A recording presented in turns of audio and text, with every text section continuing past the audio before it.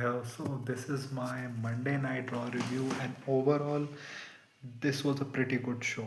Like Oba Femi throwing Brock around like a sack of potatoes was great, and I'm glad how they did the switcheroo because everyone was thinking it's going to be Brock versus Seth, and they have done this before also, but they have used the rumors in a way so that people can get, oh, okay, this was supposed to happen, oh, but this happened. Like you had the whole segment Seth with his masked goons or gooners coming out, then Paul coming out not shaved. Whenever you want to make Paul look disheveled, just don't have him shave. His right eye being bloody, like he was looking pale. He looked like he has been through death near, like he's a corpse who has just woken up. And he brought out Brock Lesnar like he was some gladiator, like F-A, F-O, F5. And then he just comes out. He beats the shits out of those masked guys. And Seth Rollins, these are your students, and you let them out to pasture. You didn't tell them to form a formation and attack him. You sent them one by one. You could have stopped the last guy from attacking Brock when he had just killed like 10 of your people, but you still sent him and you stood there acting like a jackass. Then Oba comes out, the crowd going wild, even when he was in the ring, them doing the who. Oba, who, like they do in NXT.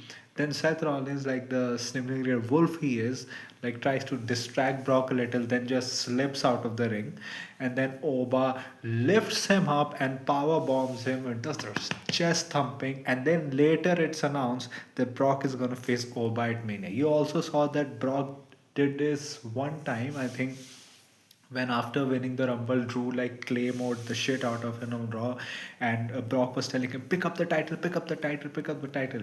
We saw Brock also telling Oba Femi to like put your foot on my chest, put your foot on my chest. Like first of all, Brock doesn't do that for everyone. And second, if Brock is doing that, he's here to do business, he's here to make money, and I hope Brock loses at WrestleMania because the thing is, even if his retirement match is happening at SummerSlam, you still have a lot of shows to get to SummerSlam. It's not like if he loses to Oba at WrestleMania, you cannot have him rehabilitated by having him face some other people before having his retirement match, probably against Gunther at SummerSlam. Because what SummerSlam is happening, I think in August, right? In August. So there's a lot of time till then. So I hope they have Oba win at WrestleMania. Give them good 15, 10, 15, 20 minutes. Let them have that fucking Brock Lesnar Goldberg match that they had at WrestleMania. Not the WrestleMania 21, the latter WrestleMania, which I think it was 37 or 38. And then have Oba win. Like you have to. Like this seems like the right step. The way that they have built Oba up on the main roster, they have done fine with him. Like having him squash people, then having that match with Rusev destroying him. They have done enough so that people are excited about him. Putting him up against people for where he can get over, also making him look like a monster. I think that is the right way to go. You had Penta defending his title against Dragon Lee. That was great as well. Like Dragon Lee with that suicide dive outside. Even the way he sold that fucking Canadian destroyer, the Mexican destroyer, bouncing off the ropes and then just plopping down. Just great, man. Dragon Lee deserves a push in 2026. Like he did well against Gunther, he did well here. I think since that tag title reign, like with AJ Styles, he even did the Styles Clash to give a tribute to AJ. I think he deserves at least the Intercontinental title in, like, just maybe send him to SmackDown, do something with him. He deserves that. Apart from that, you had LA and the Usos meeting up. I don't know what the direction for LA is at WrestleMania. Maybe he's just gonna interfere in the Usos Logan Paul theory because Paul told that they need leverage, and for that, Logan and Theory need to go after the Usos. Also, you had Roman there. Roman kind of like again manipulating the Usos again, like not being what we wanted him to. Like that guy insulted your father, and the only thing that you have is that Okay, like you can have him before Mania, you can have him after, but I have him at the weekend. So I don't know. Doesn't seem that like it doesn't seem like very befitting for someone who insulted my dead father and I took a week off in between. And then also, Usos just agreed with him. Again, there is no mention about who attacked the Jey Uso before Elimination Chamber. It's probably one of Theory or Logan, but now it's no longer relevant. And again, who was the one calling Adam Pierce?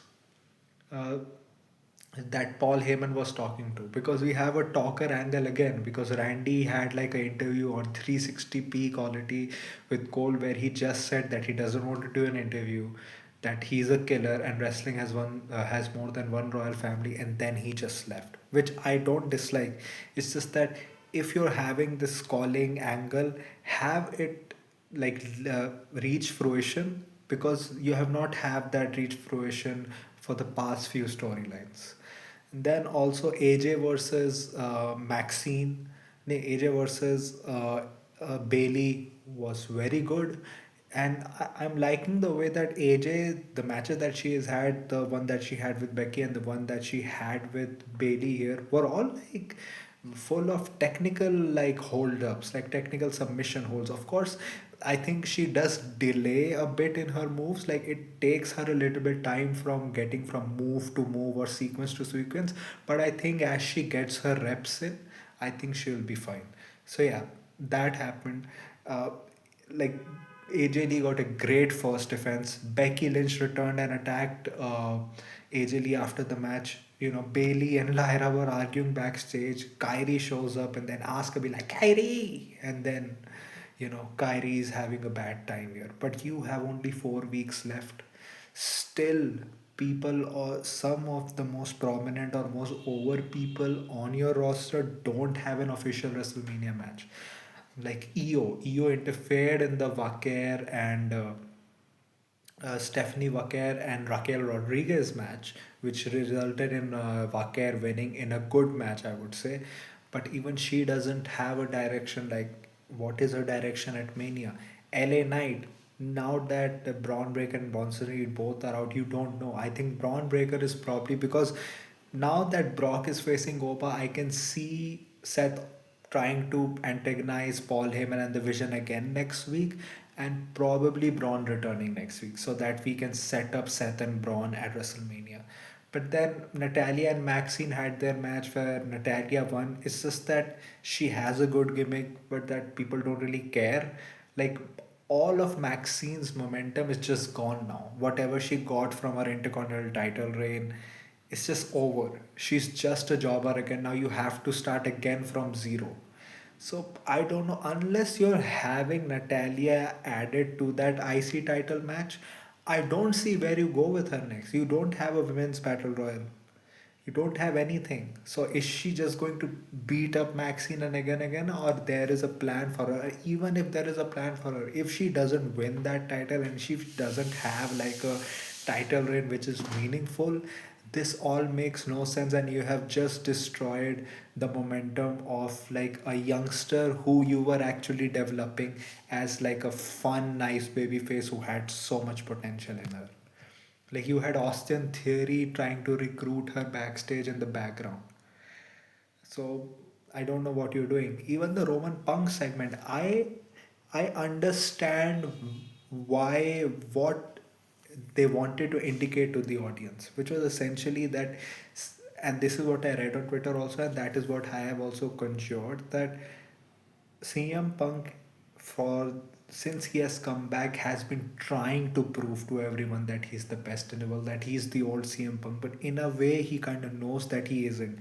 He knows that he's slowing down. He knows that it is taking a toll on his body, and you can see him fighting back against it by being like showing up every week, everywhere, being extra, like trying to hide the doubts that he has in his mind, that he's seeing like the people that he wrestled with in their prime retiring, people like AJ Styles, people like John Cena going away. So Roman Reigns telling that he is old and then CM Punk snapping does make sense. It's just that CM Punk, even in this promo, said some things which requires a beating from the person that you're saying it to. Like he called him a fake Samoan. He called him like, I'm not gonna call you like a Samoan because that will be disrespectful to a real Samoan named Joe. And people started chanting Joe. Joe's still glad to hear that Samoa Joe is over.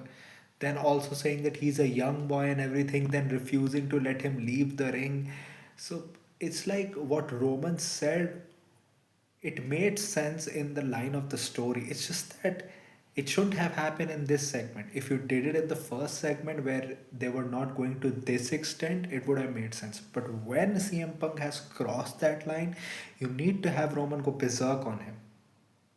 And I hope they kind of see the reaction that it got on social media. People are disappointed. People are expecting a lot more. And the thing is, Roman and Brock are still showing up next week. So I hope we get a bloody angle or something. Because you kind of need to. Because, in a way, Roman is kind of like looking like a bitch. Like, you take 1 week off. He also mentioned that too.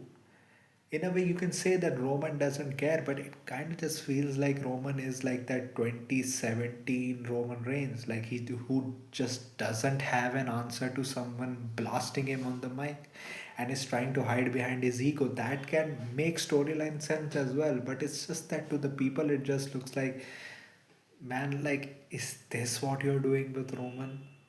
Like, come on, we know he is a star, but come on, give him something. And even Roman, man, like, really, like, in the meetings, are you not telling them what to do? Like, come on.